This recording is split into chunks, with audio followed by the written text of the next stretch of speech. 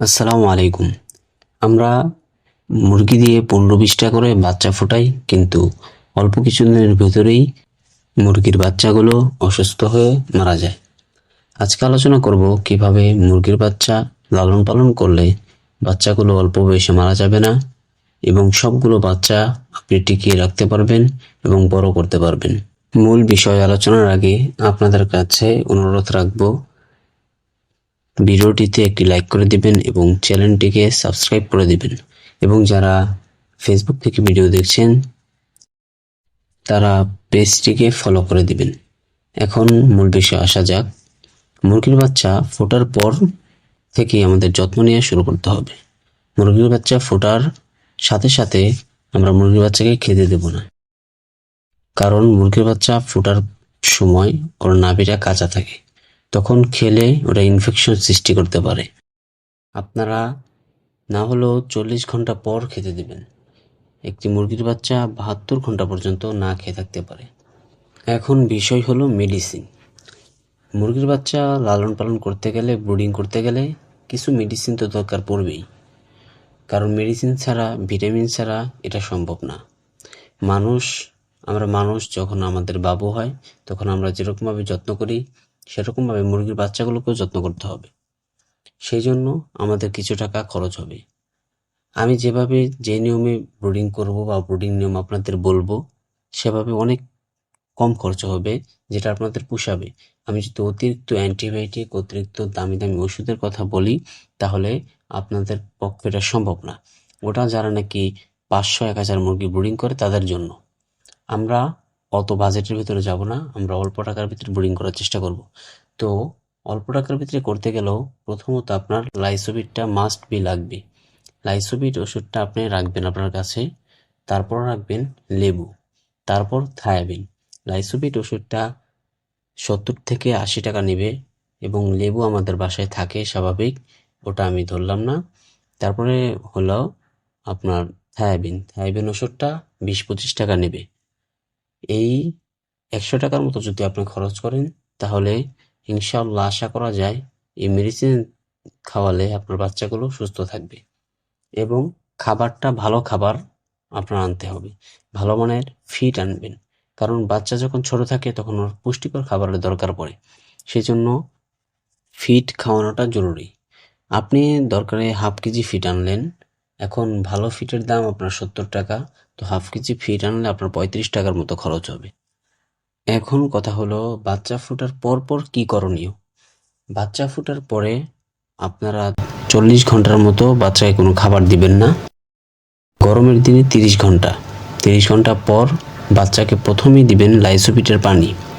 আর লাইসোবিটটা যদি তারপর না আনেন, আপনারা যদি লাইসোবিটটা না পান, তাহলে লেবুর পানি দিবেন। লেবুর পানির সাথে অল্প একটু চিনি মিশ্রণ করে দেবেন। তারপর বাচ্চাকে ফিড খেতে দেবেন। স্টেটার ফিডটা আনবেন, ছোট স্টেটার ফিড যেটা, ওইটা আনবেন। প্রথম দিন ওইটাকেও গুঁড়ো করে দেবেন, কারণ প্রথম দিন একটু ছোট ফিডটাও একটু বড় থাকে, বাচ্চার জন্য এটা সমস্যা হয়ে যায়, প্রবলেম হয়ে যায়, ঠিকমতো খেতে পারে না। সেজন্য প্রথম দিন ফিডটাকে হালকা করে হাত দিয়ে, জাতা দিয়ে বা মুচড় দিয়ে গুঁড়ো করে তারপরে মুরগিকে দিবেন। আরেকটা কথা বলতে ভুলে গেছি, যেটা বেশি জরুরি, সেটা হলো বাচ্চাকে মুরগির সাথে ছেড়ে দিবেন না।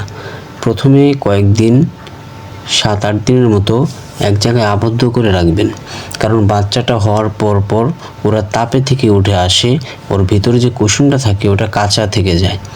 তো নাভিটা শুকানোর জন্য, কুসুমটা শুকানোর জন্য ওর পর্যাপ্ত তাপের প্রয়োজন পড়ে। মুরগির সাথে যদি ছেড়ে রাখেন, তাহলে ঠিকমতো মুরগিটা তাপ দেবে না, তখন নাভিটা কাঁচা থাকবে এবং মুরগিগুলো অসুস্থ হয়ে যাবে। বেশিরভাগ ক্ষেত্রে মুরগির বাচ্চা অসুস্থ হয় এই নাভি কাঁচা থাকার কারণে। তো প্রথমে কয়েকদিন মুরগিকে একটা আবদ্ধ জায়গায় ক্যারেটে রাখতে পারেন, ফলে ক্যারেটে রাখতে পারেন, বা আমরা টাপা বলি, টাপার তলে রাখতে পারেন, বা পোলো আছে, পোলোর নিচে রাখতে পারেন। বাসা বাড়িতে এগুলো স্বাভাবিক পাওয়া যায়, বা এগুলো যদি না পান, বড় একটা কার্টুনের ভিতরে কিছুদিন রাখবেন, এবং নিচে একটা মোটা কাপড় বা পাটের বস্তা এগুলো ব্যবহার করার চেষ্টা করবেন, যেন মুরগির নিচে থেকে, মাটি থেকে কোনো ঠান্ডা ভাব জানে শরীরে না লাগে। এভাবে আবদ্ধ জায়গায় রাখলে মুরগিটা ঠিকমতো বাচ্চাকে তাপ দিবে এবং বাচ্চাগুলো সুস্থ থাকবে। এখন জানা যাক বাচ্চার ওষুধ ব্যবহারের নিয়ম। প্রথমে তো বললামই, প্রথম দিন লাইসোবিট থাকবে প্রথমে, তারপরের বেলা থাকবে লেবুর পানি। এরকম এই দুইটা দিয়ে আপনারা ওই দিন চালাবেন। তারপরের দিন সকালে আবার লাইসোবিট দিবেন, দুপুরে লেবুর পানি দিবেন, বিকেলে নর্মাল পানি দিতে পারেন। তারপরের দিন তৃতীয় দিন একই নিয়মে দিবেন, সকালে লাইসোবিট দিবেন, দুপুরে লেবুর পানি দিবেন, বিকেলে চাইলে লেবুর পানি রাখতে পারেন বা নর্মাল পানি দিতে পারেন, সমস্যা নাই।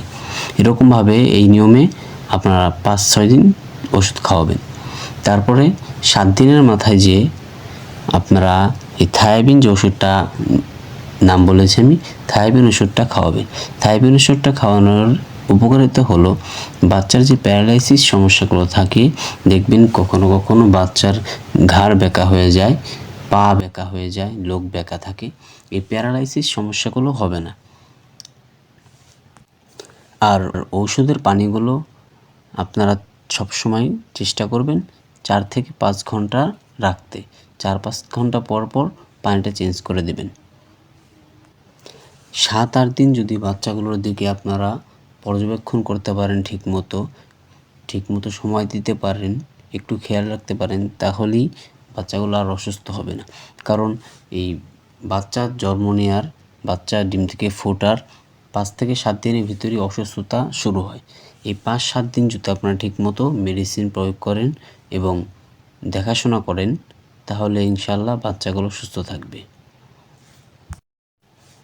এবং তার সাথে খেয়াল রাখবেন বাচ্চাগুলোকে আবদ্ধ স্থানে রাখতে, মুরগির সাথে আবদ্ধ স্থানে রাখবেন, তাহলে ইনশাল্লাহ বাচ্চাগুলো সুস্থ সবল থাকবে।